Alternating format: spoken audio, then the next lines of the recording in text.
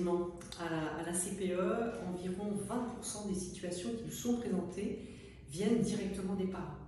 Alors des parents évidemment qui viennent d'apprendre par exemple que leur enfant est exploité prostitutionnellement, des parents d'enfants des fois très jeunes, puisque nous avons malheureusement des jeunes de 13 ans, rarement moins, mais voilà, et jusqu'à effectivement 17-18 ans. Donc des parents choqués émotionnellement, des parents qui sont révoltés parfois parce qu'ils ont demandé de l'aide ici ou là à des professionnels.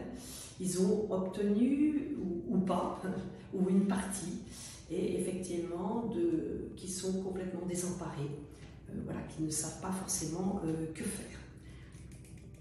Alors nous avons des parents d'enfants qui sont directement dans la prostitution, avec malheureusement un réseau de proxénètes. Et puis nous avons des situations où les parents sont inquiets parce qu'il y a une fragilité déjà, et du coup un risque d'être exploité. Et ça, c'est ce que nous appelons la pré-prostitution. Il faut effectivement agir dès l'inquiétude sur ces fragilités-là, parce que si nous ne voyons pas et que nous ne faisons rien, les prédateurs, eux, clients ou proxénètes, eux, ils savent le repérer et l'exploiter, l'utiliser.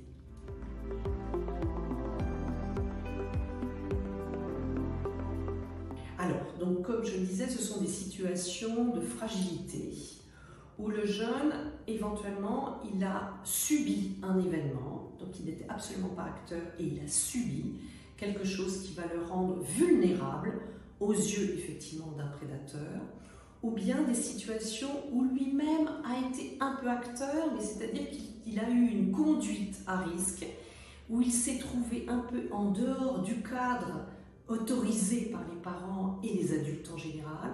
Et du coup, alors ça, c'est encore plus pratique pour un prédateur, parce que là, le jeune, il va se sentir responsable de ce qui lui est arrivé, et même, c'est là où il va dire « j'étais consentante », « j'étais consentant », parce qu'il peut y avoir aussi des garçons.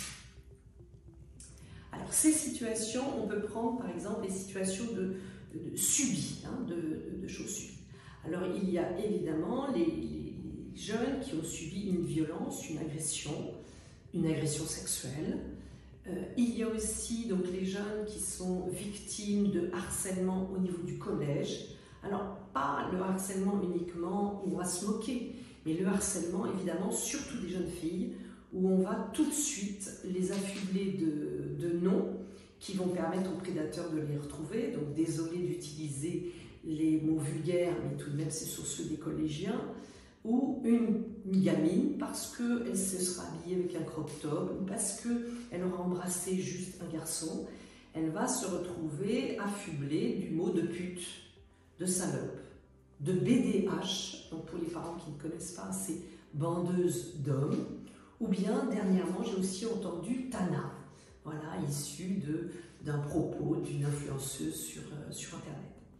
Il y a aussi, et là, tous les parents, il faut redoubler de vigilance, même avec les petits, ce sont les situations donc, sur les réseaux sociaux, sur les écrans, puisque vous pouvez avoir des enfants qui sont avec des jeux, vous savez, multijoueurs, donc connectés, et malheureusement, des prédateurs vont venir faire intrusion dans le jeu pour rejoindre le jeune et pour essayer de le manipuler. Donc ça peut être quand même déjà assez jeune. Il y a les situations de handicap.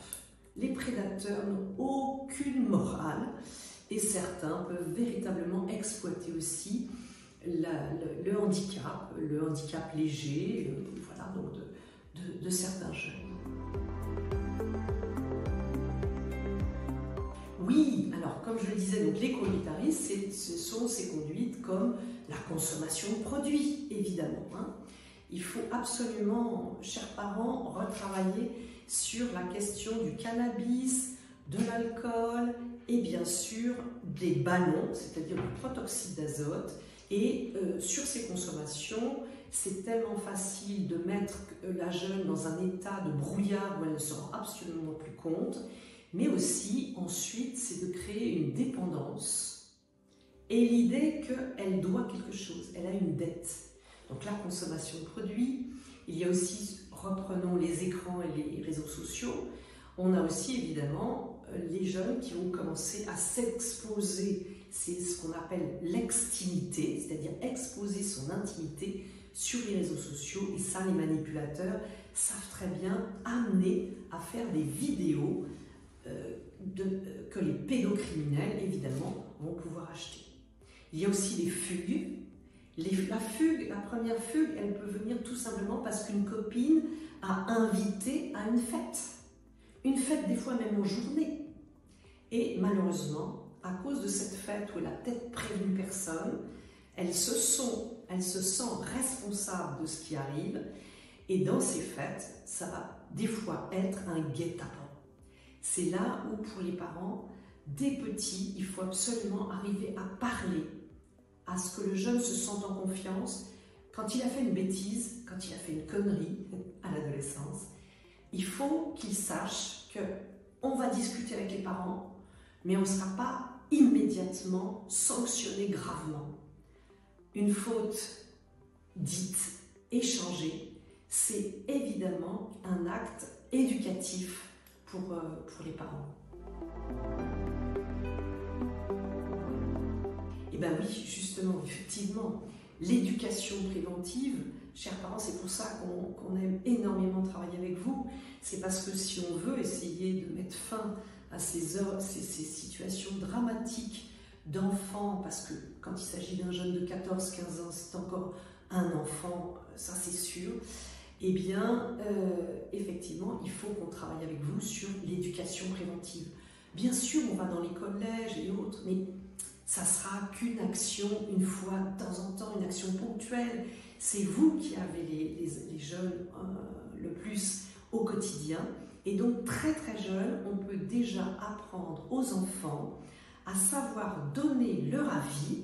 Je n'ai pas dit désobéir, mais donner leur avis, même à des adultes, le donner avec politesse, mais savoir donner l'avis quand on n'est pas d'accord.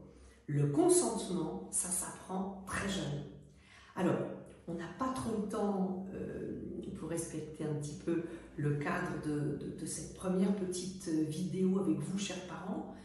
Il n'empêche qu'on vous propose peut-être la prochaine fois aussi quelques idées pour effectivement essayer d'aider vos jeunes. Je dirais quand même que, évidemment, sur les réseaux sociaux, il y a plein de lieux qui permettent de pouvoir aussi demander de l'aide. Alors ça, c'est le 30-18, il y a le 30-20 contre le harcèlement, voilà, et puis e-enfance. Vous avez beaucoup d'autres lieux qui peuvent vous aider à trouver des petits outils pour en parler avec vos petits et vos jeunes ados et vos grands ados. Donc je ne saurais que vous dire à la prochaine fois.